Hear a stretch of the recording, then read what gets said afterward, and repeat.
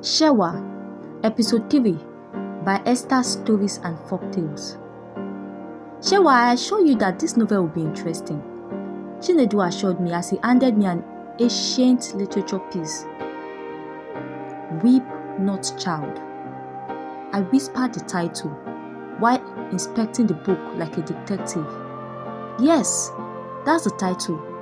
It was written by a Kenyan author named Ngigiwa Tiongo, Chinedu told me. In fact, I personally handpicked this book for you because I know you love ancient books, Chinedu said. Okay then, I will take it and return it in 2 days' time, I told him. Chinedu was Mr. Uzo's son. Mr. Uzo owns a bookshop not far from my school, but he majorly works in a government school. This is why he kept his son in charge of the bookstore to run it till he comes back from work. And sometimes I go there to rent books and return it after 2 days. Reading literature books, newspapers, and magazines was my favorite pastime, and it has really helped me, especially these days, to ease a lot of burdens off my shoulders. It's been 3 weeks after my graduation party, and a lot of transformation had taken place in my life. My mom was slowly recovering from the hypertensive attack which almost took her life and almost rendered her paralyzed. But God took control over the situation. The doctors said it was a miracle that she wasn't paralyzed after spending 1 week in the intensive care unit, after which she spent 2 more weeks in the patient's ward. But I thank God she's alive and gradually improving in her health. It happened that my mom was scammed by that online vendor. She sent her money to supply Adire through a bus driver. On getting to the park, she realized that the bus driver was a fake, and there was no bus driver waiting for her at the park. She tried the number of the bus driver given to her by the online vendor, but it wasn't going through. She then proceeded to call the number of the online vendor, but the vendor had blocked her number. After waiting for a long time with a failed attempt to reach her supplier, she realized she has been scammed. It was this realization that made her slump. After several attempts by the market women to resuscitate her, Mommy Tunji, one of her market acquaintances, suggested that they take her to the hospital, and she thereafter sent her son Tunji to our house to inform us of the incidents. The twins were the only ones in the house when Tunji broke the news, and that was why Feyikemi rushed down to my school to inform me. Life had never remained the same since the time my mom slumped till now. It started with the exorbitant bills we were asked to pay in the hospital. In fact, raising the money wasn't easy at all, and so we had to cry for help from family and friends, and even acquaintances. Auntie Jumoke rushed down to the hospital to see her sister as soon as she heard of the incidents. She brought Olaide, my immediate younger sister, with her. Uncle Akin, my mom's elder brother, also sent us some money. Even the women's group in our church contributed some money for her and sent it to us. We were so grateful to the people who came to our aid. Okiki's mother, on the other hand, was very, very nice and supportive to my siblings and I, in that she sent us foodstuffs and money. Brother Bayo was also able to get some money from his monetary contribution with his colleagues in his place of work. But I thank God that the siege is over now and my mom is recuperating rapidly. Nevertheless, one issue that gave me concern now was the issue of our survival. Things were becoming tougher for us, especially in the area of feeding. We were barely managing to eat twice a day as things are, and looking at the situation of things, there was no ray of hope I could hang on to. At each passing of the day, things began to grow from bad to worse, and our financial strength had drastically depleted. I became desperate to take up a job, regardless of how big or small the pay was. I made up my mind to save my family from this financial crisis, either by hook or by crook. I must make it, I said to myself with determination. I started searching for any job I could lay my hands on. Days turned to weeks, and weeks turned to months. Still, no job opportunity came by. This made my desperation grew to a point that I left the house every day in search of jobs. One day, as I came back from my job hunting, which yielded no result, I met Auntie Jumoke, my mom's younger sister, in our sitting room, discussing with my mom. This unexpected surprise visit ignited a curiosity in me. I greeted her and I excused myself, sensing the subject of the discussion was a serious one. I sat down outside and buried my head in one of the books I got from the bookstore. This one is titled Jane Eyre by Charlotte Bronte. I really love this book because it inspired me to reach out for more. I was so engrossed in it that I didn't notice Okiki standing by a corner and watching me. Okiki? I gasped. How long have you been standing there and watching me? I questioned him. Okiki smiled at me. Shewa, the way you read and study these literature books, do you want to be a writer? He inquired. Not exactly. I want to be a journalist that makes headline stories, I said with confidence. And God will make it so, Shewa. This journalist thing is a perfect match for your character, or don't you think so? I laughed. I know so. Whether God does it or not, I don't care. But I know I will make it as a top-notch journalist, I replied Okiki. Okiki shook his head. Shewa, I've told you to stop talking about God like that. God loves you and He knows what you are going through. You just have to trust in Him and He will direct your footsteps. Okiki assured me. See, I beg you, let's change the topic and leave God's matter, I insisted. Alright then, the reason I came is to inform you that our WAEC result is out. So stand up and follow me so we can check our results. Okiki said. I was amazed that our WAEC result was out so fast.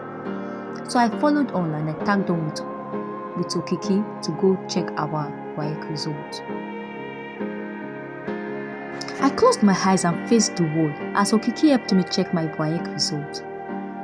I couldn't find the courage to check it, and so he volunteered to check it for me. Shewa, he called me. What is it? I asked Okiki. Okiki sighed. My heart began to pound heavily as I anticipated Okiki's announcement of my result. Shewa, why are your hands shaking? You don't have to close your eyes, Okiki advised me. I became tensed and nervous. Okiki, tell me my result and stop beating around the bush. Let me know my fate. I said to him. Okiki tapped my shoulder gently and told me to relax. He then asked me to open my eyes while he led me to a seat at a corner of the cyber cafe. He handed over the result to me and I anxiously glanced through it. Oh my God! I heaved a sigh of relief and relaxed my nerves as I saw my result. It was fair. It was a fair result and I was contented. I had 4 credits in some relevant subjects, including mathematics, and I had 2 distinctions in English and literature. I smiled satisfactorily. Okiki congratulated me and we checked his result together. Okiki's result was excellent. It was full of distinctions, even in relevant subjects. I was really happy for him. Congratulations dear, I said excitedly. Thanks Shewa, I am so happy. Now I have the confidence to choose law as my course of study, he said happily. We decided to share the good news of our result to our friends and family, so we headed to our various homes. By the time I got home, it was 7 p.m. already. The cool evening breeze mesmerized my skin as I breathed in the freshness of the air. I entered our living room and I was surprised to still see Auntie Jumoke sitting on our sofa with her legs resting on the center table. She was still having a conversation with my mom, but she looked less serious this time. Shewa dear, Báwo ni? O kú ìtọ́jú mommy.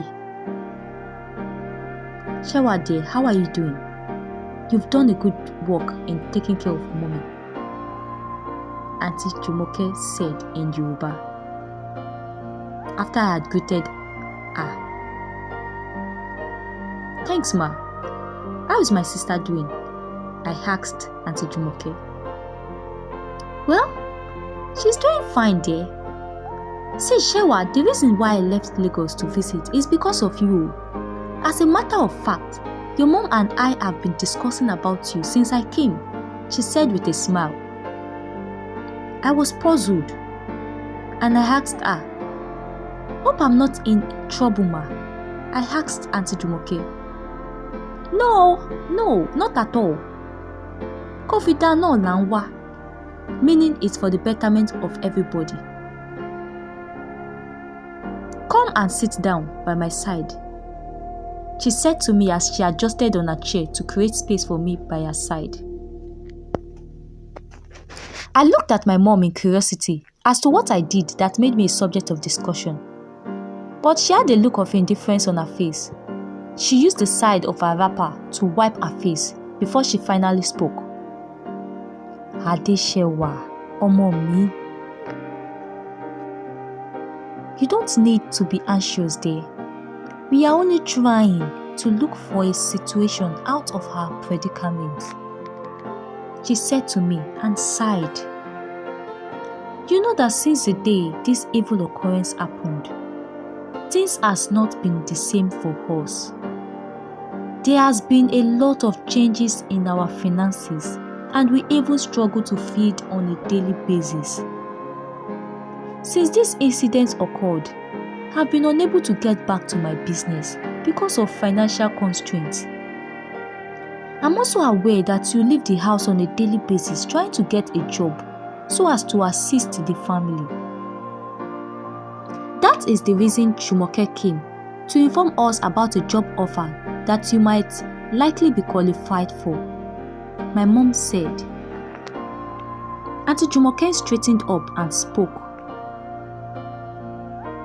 See, Shewa, there's this job offer my friend told me about.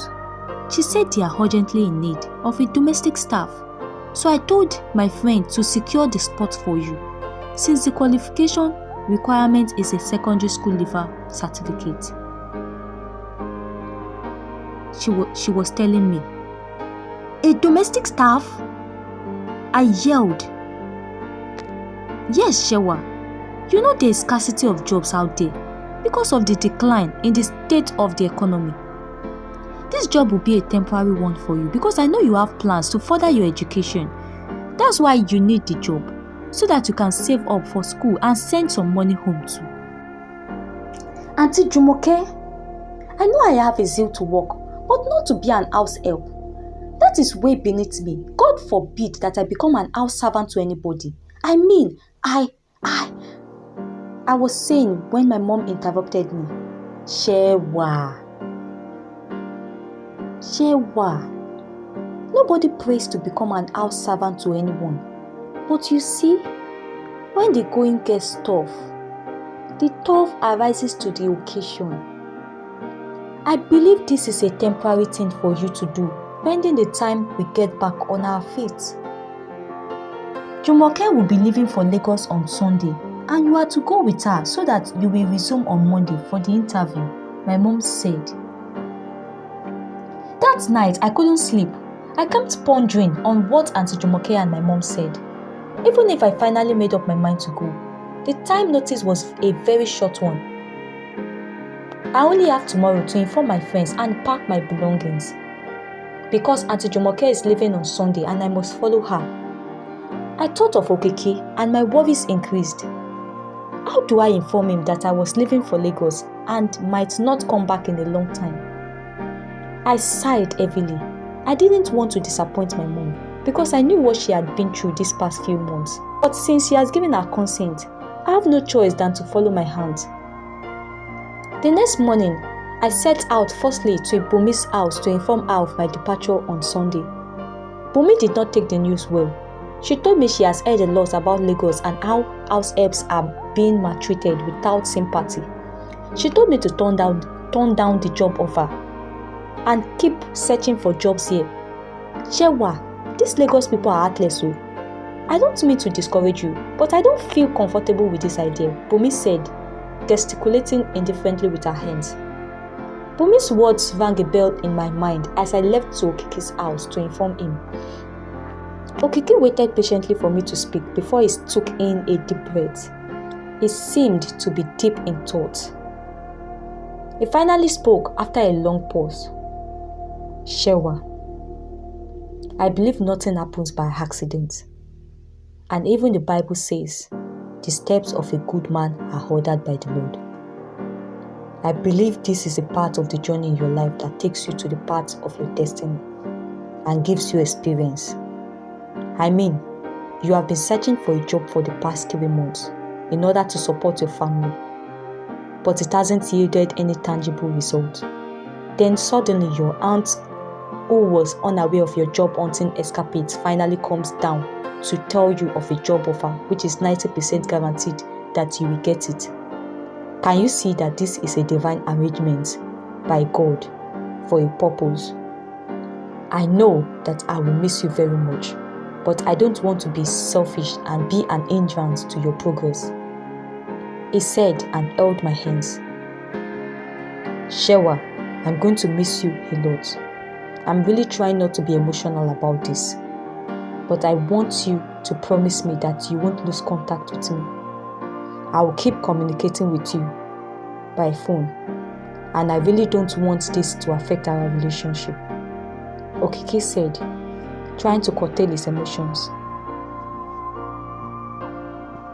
I looked at Okiki and tears poured out of my eyes. Okiki had impacted my life in so many ways, and I really do not want to be far from him. Shewa, it's okay, don't cry, Okiki said, wiping the tears from my eyes. I believe strongly that this is not the end for us. I have an uncle in Lagos I would like to visit someday. I'll keep in touch with you and let you know when I come to Lagos, he assured me. I nodded and drew him closer for a hug before going home to pack my bag.